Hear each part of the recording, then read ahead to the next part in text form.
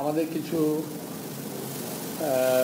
আমাদের দেশীয় সাংবাদিক তারা এটাকে টুইট করেন, আবার বিদেশি কিছু সরকারি সাংবাদিক আছে, সরকারি বলি আমি ওদেরকে, সরকারি, ওরা ওদেরকে সরকারে না নিয়ে এই গভর্নমেন্ট ভুল করে ফেলছে আর কি। এই গভর্নমেন্টের উচিত ছিল তাদেরকে সরকারে নেওয়া। তো তারা আবার খুব ক্ষিপ্ত হয়ে যায়। আমার বক্তৃতাগুলোকে কাট পিস করে এমনভাবে জনগণের সামনে হাজির করা হয় যাতে জনগণ আমাকে ভুল বুঝে।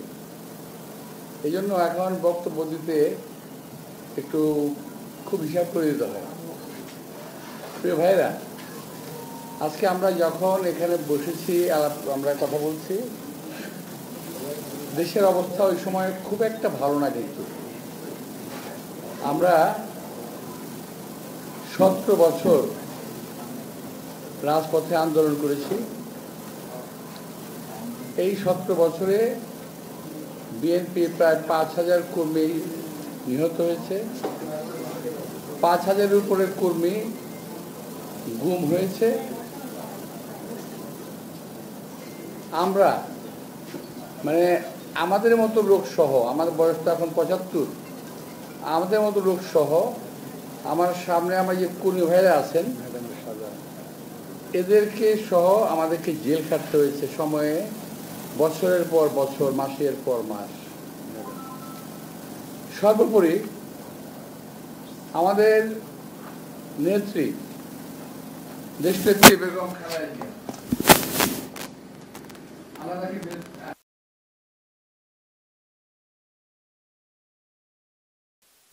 মৃত্যুর সঙ্গে পাঞ্জা লড়ে, আমি বলবো না, বলবো যে আল্লাহর অশেষ রহমতে এখনো আমাদের মাথার তাজ হয়ে বেঁচে আছেন। আল্লাহ তাকে দীর্ঘায়ু দান করুন, আমিন। আমাদের নেতা তারেক রহমান আজকে দীর্ঘদিন নির্বাসনে আছেন। উনি কিন্তু লন্ডনে বেড়াতে যান নাই, এই কথা আপনাদের নিশ্চয়ই মনে আছে। সাংবাদিক ভাই যারা ছোট ছিলেন, এত বছরে তো অনেক সময় পার হয়ে গেছে, উনি কিন্তু লন্ডনে প্লেজার ট্রিপে যান নাই, বেড়াতেও যান নাই। উনি লন্ডনে গিয়েছিলেন জেলবন্দি অবস্থায় চিকিৎসার জন্য। সুস্থ একটা মানুষ তারেক রহমান, যার সঙ্গে আমরা জেল খেটেছি। এই চকবাজার জেলে আমরা একসঙ্গে ছিলাম। আমাদের অ্যাক্টিং চেয়ারম্যান, বর্তমান অ্যাক্টিং চেয়ারম্যান তারেক রহমান সাহেব, উনি হসপিটালে ছিলেন, আমরা ছিলাম একটা আমাদের যে আলাদা একটা এই জায়গা ছিল আমাদের সেল, 16 নম্বর সেল, 16-26 এবং কর্ণফুলি, এখানে আমরা ছিলাম। উনি মাঝে মাঝে আসতেন, আমাদের সঙ্গে কথাবার্তা বলতেন। ওই সময়, এখন থেকে আমি 2007-08-এর কথা বলছি। ওই সময় ওনার বয়স কিন্তু অনেক কম। কত বছর হয়ে গেছে? প্রায় 17 বছর না? তো এখন আজকে আমাদের একটি চেয়ারম্যানের বয়স থেকে যদি 17 বছর বাদ দেন, উনি নেহায়েতই অল্প বয়সের 40 করে একজন যুবক ছিলেন। আমাদের সঙ্গে কথা বলতেন তারেক রহমান সাহেব, আমাদের সঙ্গে কথা বলতেন, ঘন্টা খানেক আড্ডা মারতেন, কথা বলতেন। এবং আমি কখনো তার মুখে শুনি নাই যে আমরা কবে জেল থেকে বের হব। আমরা আলাপ করতাম, আমি, আমান, পিন্টু, তারপরে টুকু সহ আরো অনেক নেতা আমরা ছিলাম। আমরা প্রায় মন খারাপ থাকতো, কবে জেল থেকে বেরোবো, আমরা কি বেরোতে পারবো, কিংবা কবে জেল থেকে বেরোবো। কিন্তু তিনি কিন্তু কখনোই আলোচনায় আমরা জেল থেকে কবে বেরোবে কথা বলে নাই।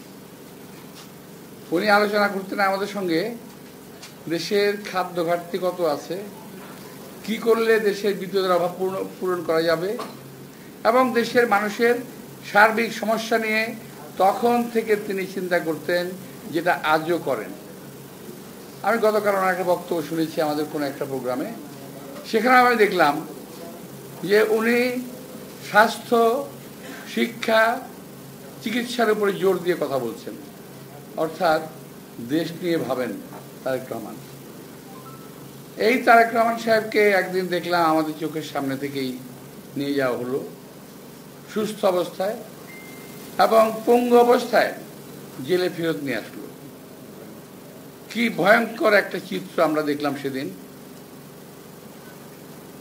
আমরা পরে জানলাম তাকে উপর থেকে ফেলে দেওয়া হয়েছিল।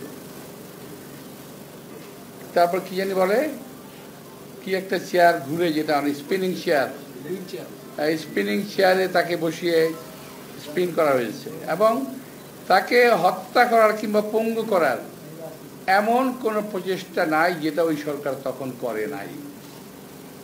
সবই করেছে তারেক রহমানকে শেষ করার জন্য। আল্লাহর অশেষ রহমতে অ্যাক্টিং চেয়ারম্যান হিসাবে আজকে আমাদের দলের দায়িত্ব পালন করছেন। এবং আমি বলবো যে আমরা এখন থেকে 20 বছর আগে ওনাকে যা দেখেছি, 20 বছর পর আজকে দেখছি অনেক তফাৎ। আজকে তারেক রহমান সত্যি সত্যি বিএনপির অ্যাক্টিং চেয়ারম্যানের দায়িত্ব পালন করছেন এবং সঠিকভাবে পালন করছেন। যারা একসময় তারেক রহমানকে পছন্দ করতেন না, তারাও আজকে বলতে বাধ্য হচ্ছেন যে তারেক রহমানের ভিতরে ম্যাচুরিটি এসেছে। বলে শুনতে ভালো লাগে আমাদের। আমি একটা ঘটনা বললাম, আমি বললাম না আপনার সাথে কথা বলবো, আমি ঘটনা বললাম। আজকে এখন একটা অবস্থা এসছে আমাদের দেশের, নির্বাচন না সংস্কার। ভাই, নির্বাচন না সংস্কার যদি আলাপ করি অনেক লম্বা আলাপ হবে, করবো দরকার পড়লে। কিন্তু ছোট্ট একটা কথা কি জানেন, নির্বাচনের বিকল্প শুধুমাত্র নির্বাচনই হতে পারে, অন্য কোনো কিছু হতে পারে না। নির্বাচনের বিকল্প নির্বাচন। এখন আমি বুঝি না, আমি কথা বললেই তো বলবো যে মির্জা আব্বাস তো সংস্কারের বিরুদ্ধে কথা কয়, সংস্কার চায় না। আরে ভাই না, আমাদের জন্য, নির্বাচনের জন্য, দেশের জন্য, দেশের মানুষের জন্য যেই সংস্কারটুকুর প্রয়োজন আমরা সেই সংস্কারটা চাই। ডিজাইন, এলিগেন্স, বিউটি, সেরা পণ্য সবার জন্য জেভিকো। কিন্তু আমি একবার একটা বললাম না, একদিন বলছিলাম যে আপনারা যেগুলা বলতেছেন সংস্কারের কথা, সব সংস্কার তো মানা যাবে না। এই কথাটাকে টুইস্ট করে আমাদের কয়েকজন বিদেশি অবস্থানরত তথাকথিত সাংবাদিক টুইস্ট করে এমনভাবে বলল বিএনপি সংস্কার চায় না, মির্জা আব্বাস সংস্কার চায় না। এমনকি সালমান রহমানের টাকা খেয়ে যার স্বাস্থ্য চেহারা মোটা হয়েছে এমন লোকটা প্রায়ই আমার বিরুদ্ধে দেখবেন, আসে, ফেসবুকে আসে, উনি প্রায় বলেন কেন মানবেন না, আপনাদের কি স্টেক আছে, কেন মির্জা আব্বাস আপনি মানবেন না? আরে ভাই, তোমার যেমন বিদেশে পালায় থেকে কথা বলার অধিকার আছে, আর আমার কি দেশে থেকে কথা বলার অধিকার নাই? আমি এই দেশে থেকে মৃত্যুদণ্ড মাথায় নিয়ে, জেল জুলুম মাথায় নিয়ে, জেলে থেকে আমার সহকর্মীদের নিয়ে আমি জেলখানায় থেকেছি। এই দেশেই আছি, পালিয়ে যাই নাই। আপনারা তো পালাই গিয়ে লম্বা লম্বা কথা বলতেছেন, আপনারা তো জীবনে কোনদিন দেশে আসবেন না। শোনেন, আমি আপনাদের উদ্দেশ্যে বলতে চাই, যারা ভাই আমার বাইরে আছেন, যারা বিশেষ করে এই ইউটিউবার যারা আছেন, আপনারা যারা আছেন, আপনাদের প্রতি সম্মান রেখেই বলতে চাই, ভাই আমরা রাজনীতি ছেড়ে দেবো, আপনারা একটু দেশে আসেন।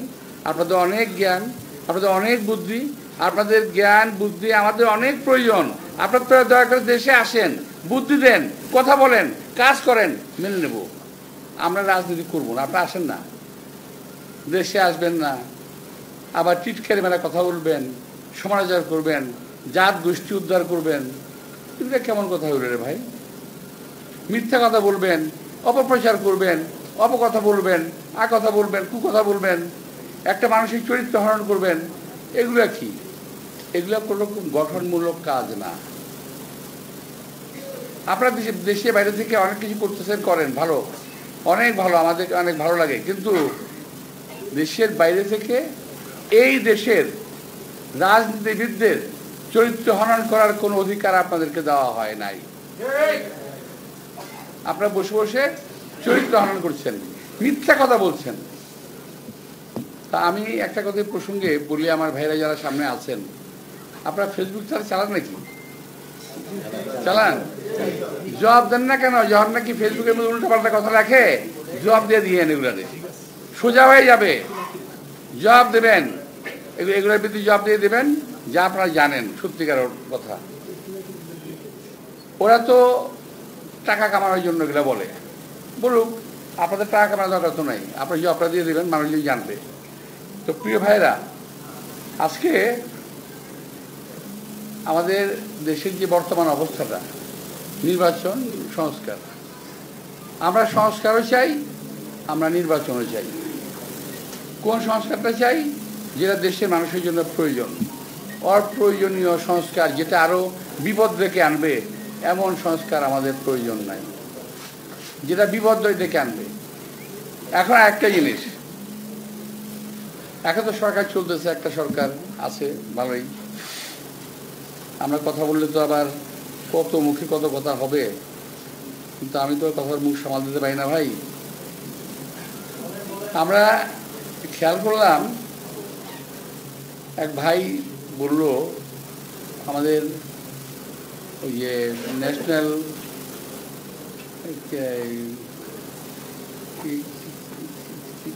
আমাদের এনসিপির এক ভাই তো না, ছেলে, আমি দুঃখিত, ওই বয়সে আমি কমিশনার হই নাই। আমি কমিশনার হয়েছিলাম 27 বছর বয়সে, 1977 সালে। কমিশনার থেকে 5 বছর কমিশনার থেকে অভিজ্ঞতা অর্জন করে তারপর রাজনীতিতে জিয়া রহমান সাহেবের সঙ্গে রাজনীতি করা শুরু করি, আজকে এই পর্যন্ত আসছি। তো এখন আমাদের এই সন্তান তুল্য ছেলেদেরকে কি বলে অ্যাড্রেস করব আমি ঠিক বুঝতে পারি না। এদেরকে আমি চিনি, সবাইকে আমি চিনি, ভালো ছেলে, কিন্তু ওনাদের একজন বলে ফেললেন এখন নির্বাচন করা সম্ভব না, কারণ প্রশাসনের সব জায়গায় বিএনপির লোক বসা আছে। আরে ভাই, 17 বছর আওয়ামী লীগ দেশ শাসন করলো, আপনি বিএনপির লোক খুবই পাইলেন? আমি তো বুঝলাম না। 17 বছরে বিএনপির লোক মহিলা ভূত হয়ে গেছে, একটাও নাই। এখন আপনারা বলেন বিএনপির লোক প্রশাসনে বসে দিচ্ছে। এই সমস্ত কথাবার্তাগুলা নেহায়তি বাচ্চাদের কথা মতো বলতেছেন। বাচ্চারা যেমন কথা বলে, আমি খাবো না, কেন খাবো না, তা আমি নির্বাচনে যাব না, কেন যাব না, বিএনপি বসে দিচ্ছে এখানে। আর ভাই, বিএনপি কোথাও নাই। যদি এই দেশকে আপনারা বাঁচাতে চান, আপনারা দাবি করেন যে আপনারাই এই দেশকে মুক্ত করেছেন, সে প্রসঙ্গে আমি পরে আসবো। তা যদি হয়, আরেকবার দেশটাকে মুক্ত করেন না। দেশের প্রশাসনের বিভিন্ন প্রতিষ্ঠানের সচিবালয়ের ভিতরে এই দেশের যে শত্রুগুলো বসে আছে, আওয়ামী লীগের দালালরা বসে আছে, তাদেরকে কেন আপনারা বের করেন না? আমি যদি বলি যে তাদের কাছ থেকে আপনারা অবৈধ সুবিধা পাচ্ছেন, এই কারণে বলেন না? আমরা তো অনেক কথা বলেছি, আমরা তো অনেক কথা বলি যে এই আওয়ামী দোসর, আওয়ামী দালাল যারা পুলিশে আছে, যারা বিভিন্ন প্রতিষ্ঠানে আছে, যারা সচিবালয়ের ভিতরে আছে, যারা প্রশাসনে আছে, তাদের সবাইকে চিহ্নিত করে সাজার আওতায় আনতে হবে, কারণ তারা 17 বছর আওয়ামী লীগকে সাহায্য করেছে ক্ষমতা থাকার জন্য। এরা কেউ বিচারের বাইরে যেতে পারবে না। আর একটা কথা, ইদানিং একটা গ্রুপ চালু করেছে, খুব চালু। আমি যারা নাকি ফেসবুক আপনারা দেখেন এবং করেন, তাদেরকে বলছি যে এখানে প্রতিবাদ করবেন। তারা বলার চেষ্টা করছে কি জানেন? বিএনপি আওয়ামী লীগকে পুনর্বাসিত করার চেষ্টা করতেছে। আরে ভাই, কি কমু, আমার আর ভাল লাগে না এখন এটা কইতে। আরে ভাই, 17টা বছর এদের যন্ত্রণায় পাগল হয়ে গেছি, পরিবার পরিজন সহ অশান্তিতে ভুগেছি, অসুস্থ হয়ে পড়েছি, অকালে বৃদ্ধ হয়ে গেছি, অনেক পরিবার ধ্বংস হয়ে গেছে বিএনপির এই আওয়ামী লীগের অত্যাচারে। বরং আমি বলতে চাই, আওয়ামী লীগকে যারা দেশে পুনর্বাসিত করার চেষ্টা করবে, তাদের বিরুদ্ধে আমাদের সংগ্রাম অব্যাহত থাকবে। এই দেশে আওয়ামী লীগের অবস্থান থাকতে পারে না এবং আওয়ামী লীগের হাসিনা সহ আওয়ামী লীগের সমস্ত নেতা কর্মী প্রশাসনের ব্যক্তিবর্গ তাদের সকলের বিচার হতে হবে। এখন কথা হলো, আমার অনেক ভাই বলেন, আমাদের অনেক সন্তানরা বলেন যে আগে বিচার করতে হবে, পরে নির্বাচন হবে। কেন ভাই? আপনারা তো আমাদের চেয়ে বেশি অত্যাচারিত না। যদি বলেন 5ই আগস্টের কথা যদি বলেন, আরে ভাই 5ই আগস্টে, এখন তো বলতে গেলে তো আবার ভালো লাগবে না, আচ্ছা বলতে চাই না। 5ই আগস্টের আগে 4 আগস্ট, 5ই আগস্ট আমাদের মনে আছে না?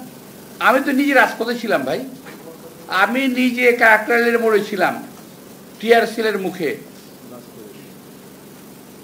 ছিলাম, তো হেলিকপ্টার উপর দিয়ে ঘুরতেছে ছিলাম, তো ওখানে আমি নিজে ছিলাম। তো এখন আমাদের 462 জন ছেলে নাকি 462 জন ছেলে মারা গেল, 30,000-এর মতো আহত হলো, আমাদের কোনো অবদান নাই।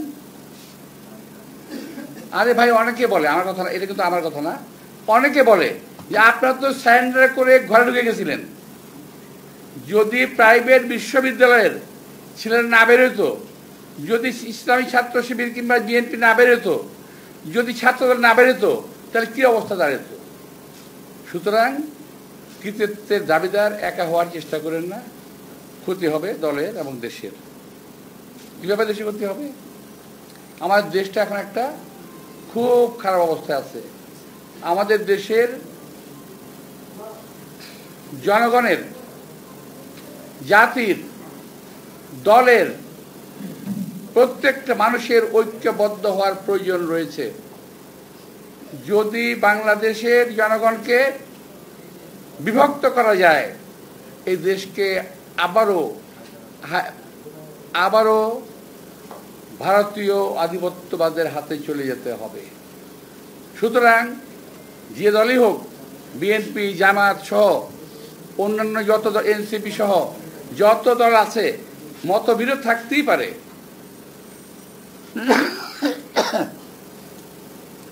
মতবিরোধ থাকতেই পারে আমাদের, কিন্তু জাতীয় স্বার্থে, দেশের স্বার্থে আমাদেরকে একটা কথা মনে রাখতে হবে, ঐক্যবদ্ধ থাকতে হবে।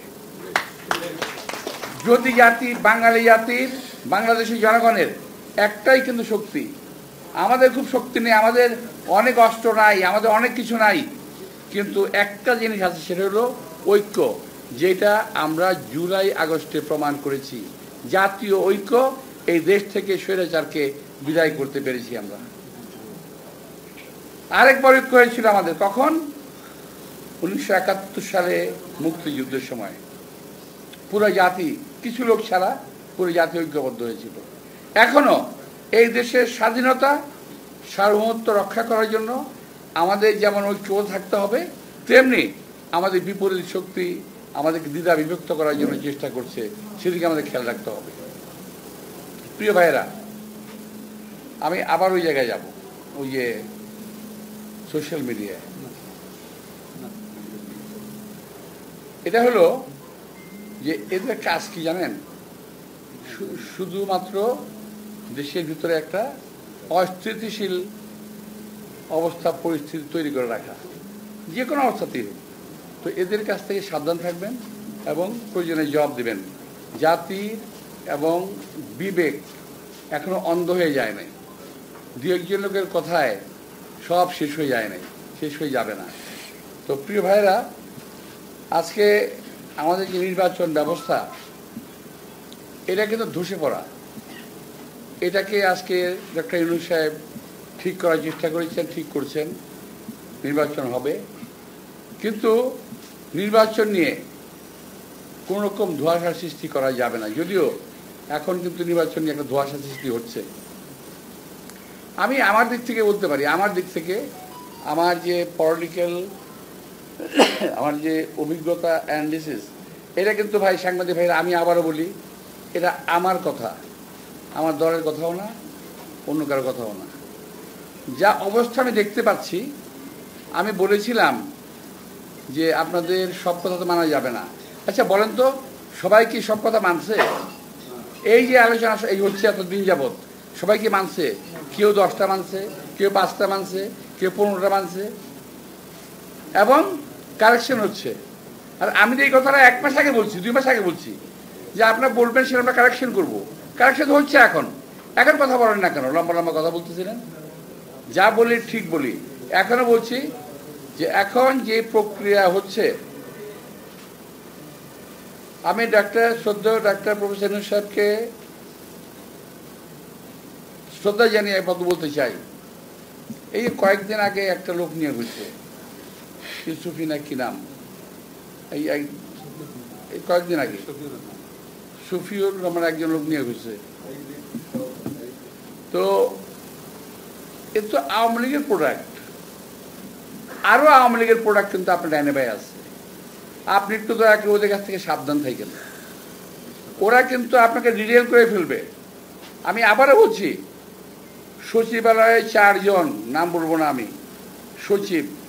সচিবালয়ের বাইরে 1 জন, আমি নাম বলছি না, সচিব মর্যাদায়, উনি সচিব ছিলেন। এরা 5 জন, এবং আপনার উপদেষ্টা পরিষদের কিছু লোক আপনাকে কিন্তু সঠিক রাস্তায় চলতে দেবে না। আপনার সারা জীবনের অর্জন, আপনি নোবেল লরিয়েট, সারা বিশ্বের মানুষ আপনাকে শ্রদ্ধা করে, আপনার সারা জীবনের অর্জন কিন্তু এরা শেষ করে দেবে। এই কথা শুধু আপনাকে বলতে চাই। আমরা আপনার সম্মান রক্ষা করে দেশটাকে সুন্দর করতে চাই। এই দেশ সুন্দর হবে, আপনি সফল হবেন, এই দেশটা ভালো হবে। আপনার সফলতা আমরা চাই। আপনার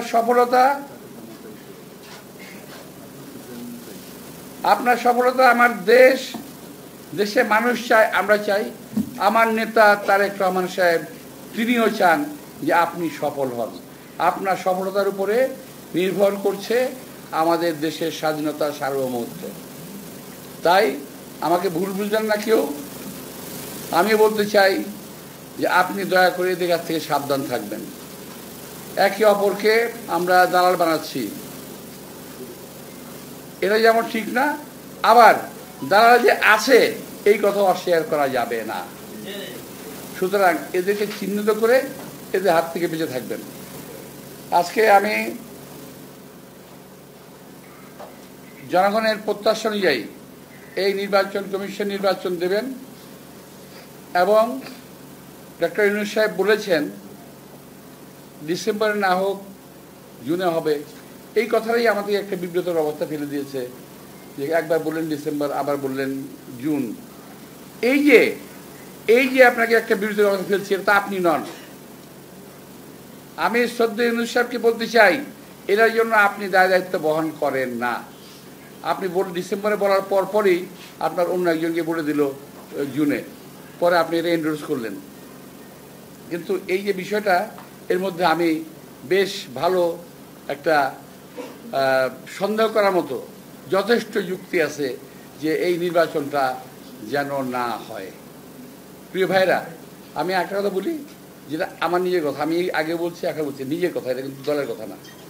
আমি বিশ্বাস করছি না, আমি আশা করছি, একটা কথা আছে ইংরেজিতে, hope for the best, think for the West. ভালো কিছু আশা করো, খারাপ কিছু চিন্তা করো। খারাপ কথা চিন্তা করো, ভালো কিছু আশা করো। আমি ভালো কিছু আশা করি, খারাপটা ভাবে এইভাবে, সম্ভবত নির্বাচন খুব তাড়াতাড়ি ওনারা করবেন না।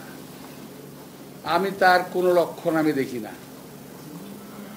কয়েকটা দল যা শুরু করছে, এইটা না হইলে নির্বাচন হবে না, ওইটা না হইলে নির্বাচন হবে না, এইটা না হইলে নির্বাচন হবে না। যদি এগুলো হতে থাকে, নির্বাচনে কেমনে হবে ভাই? কেউ কেউ বলেই ফেলেছেন যে আমরা নির্বাচনে যাব না। আরে ভাই, কয়েকদিন আগে হলে আপনার নির্বাচনে গেলেই কি না গেলেই কি, আপনাকে চিন্তা কেটা বাংলাদেশে? মানে আপনারা নির্বাচন যাবেন না, ধমক দেন, কোনো লাভ নাই। আমার মনে হয় নির্বাচনটা যথাসময়ে আমরা আশা করতে পারি, আমি খারাপ কথা বললাম যে hope for the best, think for the best. আমি খারাপ কথা বললাম, খুব দ্রুত নির্বাচনের সম্ভাবনা কম। আর ভালো কথা বললাম যে আমি আশা করছি নির্বাচনটা হবে। এখন এই যে দুটো কথা বললাম ভাই, কোনটা লিখবেন আপনারা? কোনটা লিখবেন? কুবেন যে লিখে যাই যে নির্বাচন হবে না লিখবেন, না নির্বাচন হবে লিখবেন? ভাই লিখলে দুইটা ভালো করে লিখেন, এটা কিন্তু উল্টাপাল্টা করেন না, বুঝছেন? এমনি এমনি লেগে রয়েছে ব্লগার আমার পিছনে।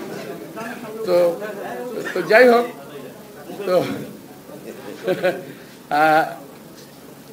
আর একটা কথা ভাই, সাংবাদিক মাধ্যমে বলি, আমার সম্পর্কে এই বেশ ভালো ভালো কথা আজকাল ব্লগাররা লিখতেছে। তো এখন আমি মনে মনে খুব চিন্তা করলাম, তারা আমার বিরুদ্ধে উল্টোপাল্টা কথা লিখতেছে, খুব আজে বাজে কথা লিখতেছে, মনটা খারাপ হয়ে যায়, আসলে খারাপ হয়ে যায়। কিন্তু দেখলাম ও মা আমি না, আমাদের মির্জা ফখরুল ইসলামগুলো ধরছে, তারপর দেখলাম খসরু সাহেবেরও ধরছে, তারপর দেখলাম সালাউদ্দিন সাহেবেরও ধরছে, আমার ভাতিজা ইশতাক সাহেবের ইশতাককে ধরছে। আমাদের গতকাল দেখলাম অ্যাক্টিং চেয়ারম্যান তারেক রহমান সাহেবকেও বলছে, ওটা বলছে আরেক লোক। অর্থাৎ আপনি খেয়াল করে দেখেন, অন্য কোনো জুনিয়র নেতার সম্বন্ধে কিন্তু কিছু বলতেছে না, শুধুমাত্র যারা বিএনপির মধ্যে একটু মানুষজন লাইক করে, পছন্দ করে যাদেরকে, এদের বিরুদ্ধে লিখতেছে কয়েকটা লোক। এবং আমি মনে করি এই লোকগুলো দেশ এবং জাতির শত্রু।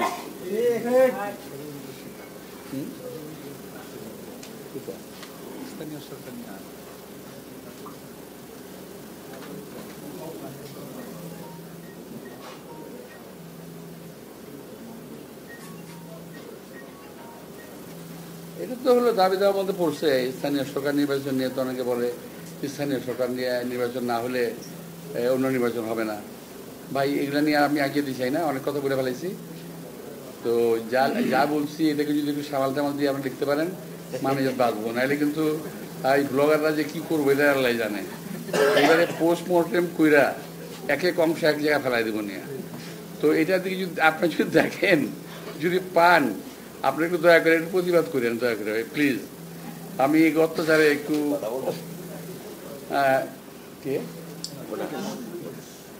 আমি একটু এর কি দিছি কে সুমন ভাই,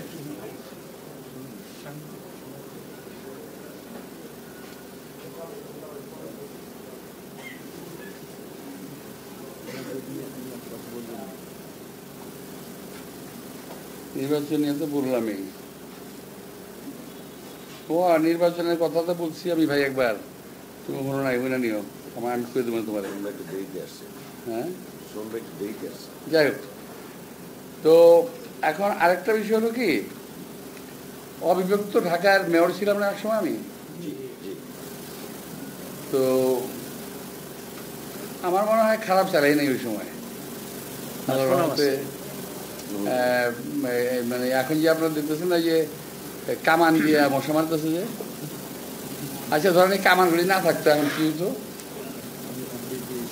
এই কামান কিন্তু আমি আনছিলাম ইম্পোর্ট করে শিবাগেগি এবং রোল্যান্ড কোম্পানি থেকে। আমি আনছিলাম 50টা প্রথম।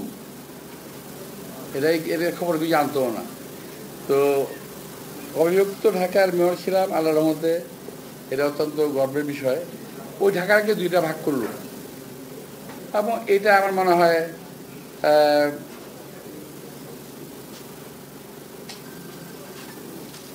কাজটা খুব ভালো করে নাই, এটা ক্ষতি হয়ে গেছে খুব।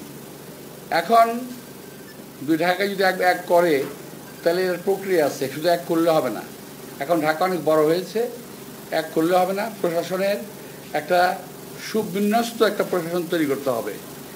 এই ঢাকা মহানগরীর আন্ডারে পুলিশ থাকবে, সিটি গভর্নমেন্ট হতে পারে, এবং ওয়াসা, ইলেকট্রিক সাপ্লাই, অর্থাৎ ঢাকায় যা কিছু আছে এই জিনিসগুলো সিটি গভর্নমেন্টের আন্ডারে থাকবে, সিটি গভর্নর হবে, আর মেয়র কথা থাকবে না, যদি এটা হয় আর কি। এটা অফ দি রেকর্ড বললাম, এটা যেহেতু আমাকে লেখা গিয়ে দিয়েছিল কথা বললাম। যাই হোক, আমি আপনাদেরকে আশা করি নির্বাচন সম্পর্কে আমার কথা পরিষ্কার করতে পেরেছি। দুই ভাইয়ের কথা বলেছি আমি, একটা ভাগ দিলে একটা ভাগ দিয়েন ভাই, এক ভাগ দিয়েন না, তাহলে মুসিবত আছে আমার, তাহলে আমার একটু মুসিবত হয়ে যেতে পারে। তো এখন সকলের কথা বলার অধিকার আছে ভাই, আমরা অনেক কষ্ট করে কথা বলার অধিকার আদায় করলাম, এটাই খালি ওই কয়েকজন লোকের জন্য না, আমাদের জন্য? আমাদের কথা বলার অধিকার আছে। আপনাদের কথা আপনারা বলেন, আমি বলছি সত্যি কথাটা বলেন, মিথ্যা কথা বলে কারো চরিত্র হনন করেন না, যেটা সত্যি সেটাই বলেন, আপত্তি কিছু নাই। কিন্তু মিথ্যা কথা বলে কিছু কিছু লোক আছে বিশ্বাসযোগ্য মিথ্যা কথা বলতে পারে। এই বাংলা শুনছেন? বিশ্বাসযোগ্য মিথ্যা কথা কিন্তু আপনি বিশ্বাস করতে বাধ্য। এত সুন্দর করে একটা মিথ্যা কথা বলবে যে সেই মিথ্যা কথা আপনি বিশ্বাস করতে বাধ্য হবেন। তো আল্লাহ তাআলা তাদের গুণ দিছে, তারা বিশ্বাসযোগ্য মিথ্যা কথা বলতে পারে, তারা বিশ্বাসযোগ্য কাগজপত্র তৈরি করতে পারে ওখানে বসে বসে, কিন্তু তারা দেশে আসার কোনো সুযোগ তারা পায় না। এখন আমি তো বুঝলাম না, এখন তো দেশ স্বাধীন, সমস্ত মামলা নিয়ে আসামিরা বিদেশ থেকে ফেরত আসছে বাংলাদেশে, আপনারা কেন আসেন না রে ভাই? আপনারা কেন আসেন না দেশে? আপনাদেরকে দেশের প্রয়োজন। আমি বলতে যাচ্ছি এই দেশের মানুষের আপনাদেরকে প্রয়োজন আছে, আপনারা আসেন, আপনারা এসে দায়িত্ব ভাগ নেন, কথাবার্তা বলেন, কাজ করেন, অনেক কাজে লাগবে, কিন্তু আসেন না কেন ভাই? এই জবটা একটু দিয়েন। আমি আপনাদের সবাইকে আন্তরিক শুভেচ্ছা এবং ধন্যবাদ জানিয়ে এতক্ষণ পর্যন্ত আমার প্রলাপ শোনার জন্য আপনাদেরকে আমি আবারও ধন্যবাদ জানিয়ে বক্তব্য শেষ করছি। আল্লাহ হাফেজ।